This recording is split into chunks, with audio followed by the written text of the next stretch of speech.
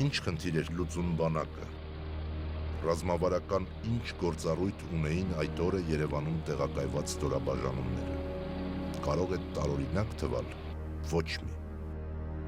Բանակն ընդամենը ապահովում էր քրեական հրոսակների թիկունքը։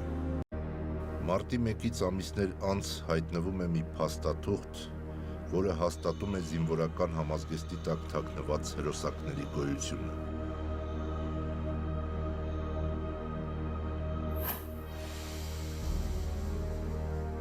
Հրոսակներին հավաքագրել էին Սերժ Սարգսյանի թիկնազորի պետ Վաչիկ Ղազարյանը,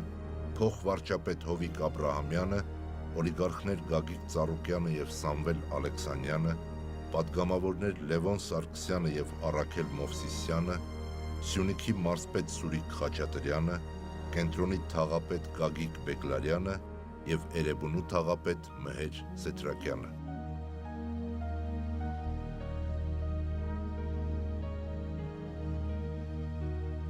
Փաստաթուղթը ստուգելու ուղղությամբ բոլոր ջանքերն անցնում են ապարդյուն։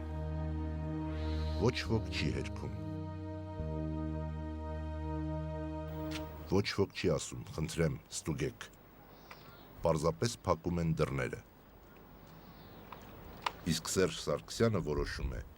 որ այլևս կարիք չկա փորփրելու մարտի 1-ը։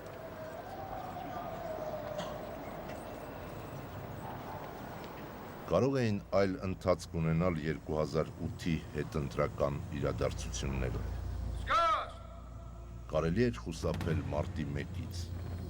Հնարավոր էր հաղթահարել ներքաղաքական ճգնաժամն առանց զոհերի և վիրավորների։